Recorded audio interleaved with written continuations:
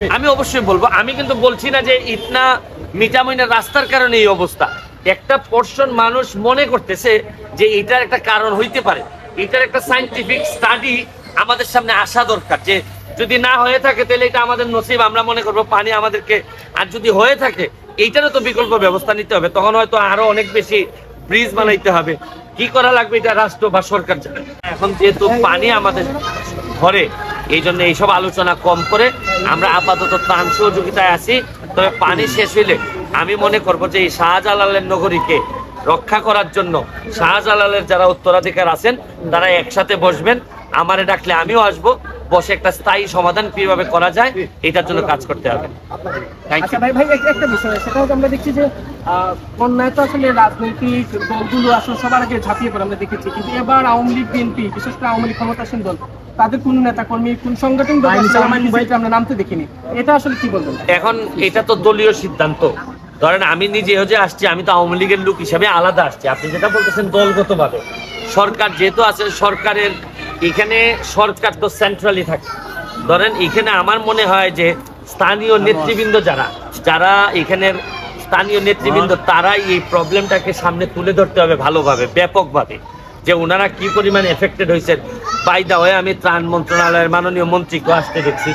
আমার একটা বিশ্বাস যে এখানে স্থানীয় নেতৃবৃন্দ, যার যে জায়গাটা উপজেলা যেটা এফেক্টেড হয়েছে, এইটা যদি আপনি ভালো করে তুলে ধরতে পারেন, জননেত্রী শেখ হাসিনা, আমার পুরা বিশ্বাস ওনাকে তুলে ধরলে উনি কোনো না কোনো একটা সমাধান বের করে দিবেন, মানুষের জন্য রিলিফ হবে। আগামী রবিবারে আমার মহান সংসদে আমার বক্তব্য আছে বাজেটের উপর। আমি বাজেটের উপর বক্তৃতাতেও যদিও আমার জেলাটা একেবারে সাইডে পড়ছে হবিগঞ্জে, তারপরও সিলেট সুনামগঞ্জের পক্ষে আমি কথা বলবো এবং নির্বিঘ্নে কথা বলবো এবং প্রেশার দিয়ে কথা বলবো যে এইটা এইভাবে চলতে পারে না। সিলেটকে প্রোটেকশন দেওয়ার জন্য সবাই একত্রিত হইতে হবে। এখন সিলেটের ব্যাপারে কোনো আওয়ামী লীগ বিএনপি জাতীয় পার্টি শোনা যাবে না, শোনা উচিত হবে না।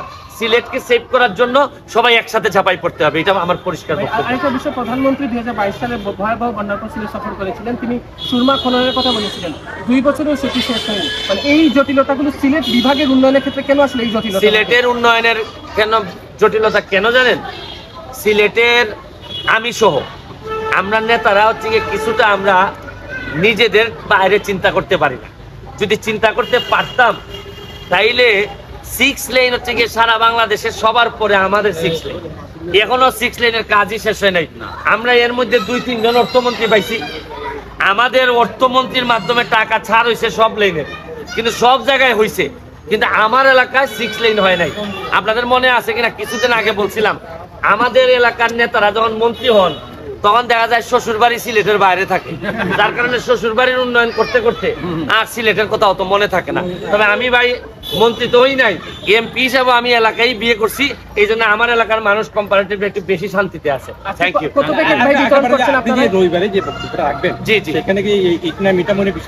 আমি অবশ্যই বলবো, আমি কিন্তু বলছি না যে ইটনা মিটামিনের রাস্তার কারণে এই অবস্থা। একটা পোর্শন মানুষ মনে করতেছে যে এটার একটা কারণ হইতে পারে। এটার একটা সায়েন্টিফিক স্টাডি আমাদের সামনে আসা দরকার, যে যদি না হয়ে থাকে তাহলে এটা আমাদের নসিব, আমরা মনে করবো পানি আমাদেরকে, আর যদি হয়ে থাকে এইটারও তো বিকল্প ব্যবস্থা নিতে হবে। তখন হয়তো আরো অনেক বেশি ব্রিজ বানাইতে হবে। কি করা লাগবে এটা রাষ্ট্র বা সরকার জানে। Thank you. ধন্যবাদ।